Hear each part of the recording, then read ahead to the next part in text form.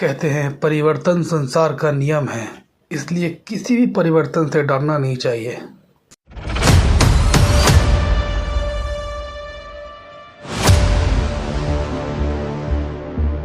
Syria में विद्रोहियों के कई शहरों पर कब्जे के बाद राष्ट्रपति असद की राजधानी सीरिया के राष्ट्रपति बशर अल असद देश छोड़कर भाग चुके हैं। सीरिया में हालात इस वक्त बेकाबू हो चुके हैं। सीरिया के आर्मी कमांडर ने असद सरकार के खात्मे का ऐलान किया।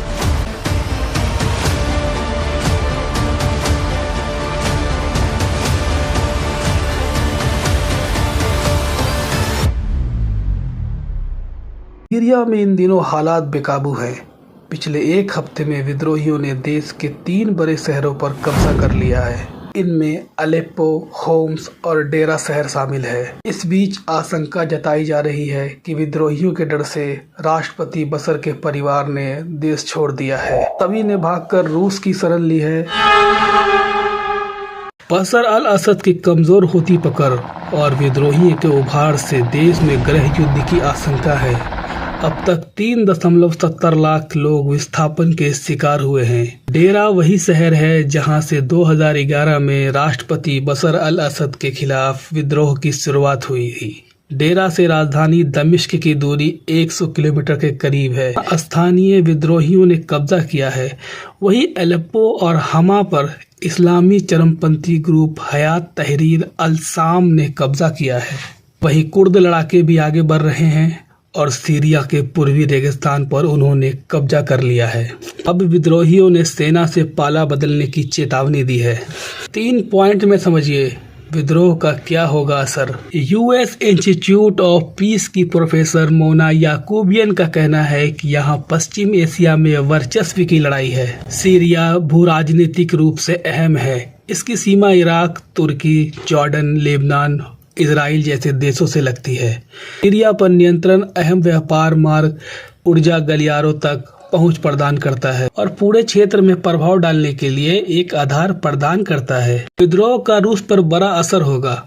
पश्चिमी एशिया में सीरिया उसके सबसे भरोसेमंद पार्टनर है। साथ ही 2011 में बशर अल असद के खिलाफ विद्रोह के बाद से रूस बशर अल असद को हर तरह की सैन्य, आर्थिक व रणनीतिक मदद देता आ रहा है।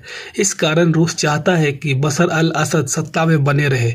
साथ ही विद्रोहियों को अमेरिकी समर्थन प्राप्त है। ऐसे में यदि बशर जाते हैं तो इसका बड़ा नुकसान रूस को होगा। भारत और सीरिया के रिश्ते ऐतिहासिक हैं। विद्रोह नहीं रुका तो कच्चे तेल के दामों में उछाल देखने को मिलेगा, जिससे भारत पर असर पड़ेगा। वहीं हाल में पावर और सोलर प्लांट प्रोजेक्ट पर दोनों मुल्क साथ काम कर रहे हैं। भारत ने 2022 में इसके लिए $28 करोड़ की मदद की घोषणा की थी। विद्रोह के बढ़ने पर इन प्रोजेक्ट पर असर होगा। 2008 में बशर अल असद भारत का दौरा कर चुके हैं। सीरिया में हो रही अस्थिरता के लिए अमेरिका के नवनिर्वाचित राष्ट्रपति डोनाल्ड ट्रंप ने पूर्व राष्ट्रपति बराक ओबामा की नीतियों को जिम्मेदार ठहराया है। साथ ही उन्होंने इसके पीछे रूस को भी जिम्मेदार बताया है। ट्रंप ने कहा, यह हमारी लड़ाई नहीं है। अमेरिका को इस संघर्ष में शामिल नहीं होना चाहिए। सीरिया अमेरिका का दोस्त नहीं है। वहीं भारत के नागरिकों के लिए एडवाइजरी जारी कर दी गई है। सीरिया में हालात को देखते हुए भारतीय विदेश मंत्रालय ने ट्रैवल एडवाइजरी जारी की है। बशर अल असद सरकार के तख्ता पलट के बाद विद्रोही टैंक जैसे हथियार के साथ जश्न मना रहे हैं। रूस ने घटनाक्रम पर रिएक्शन देते हुए कहा कि उनका दूतावास के लोग सुरक्षित है। वहीं ईरान ने दमिश्क स्थित अपने एम्बेसी को खाली कर दिया है। चीन ने अपने नागरिकों को सुरक्षा सुनिश्चित करने को कहा है। विद्रोहियों के हमले के जवाब में इजराइल द्वारा सीरिया की धरती पर अपनी सैन्य उपस्थिति को मजबूत करने की बात कहने के कुछ ही समय बाद इजरायली टैंकों ने कथित तौर पर 1974 के बाद पहली बार सीरिया के साथ सीमा की पार की है। इजराइल ने 1967 में सीरिया के गोलन हाइट्स के अधिकांश हिस्सों पर कब्जा कर लिया और 1981 में इसे अपने में मिला लिया। विद्रोहियों ने राष्ट्रपति अल असद को बड़ा झटका देते हुए राजधानी दमिश्क में कब्जा कर लिया है। साथ ही विद्रोहियों ने सरकारी टीवी नेटवर्क पर कब्जा कर लिया है। रॉयटर्स न्यूज एजेंसी रिपोर्ट कर रही है कि सीरियाई राष्ट्रपति बशर अल असद विमान में सवार होकर किसी अज्ञात स्थान के लिए रवाना हो गए हैं। उनका विमान रडार से लापता हो गया है।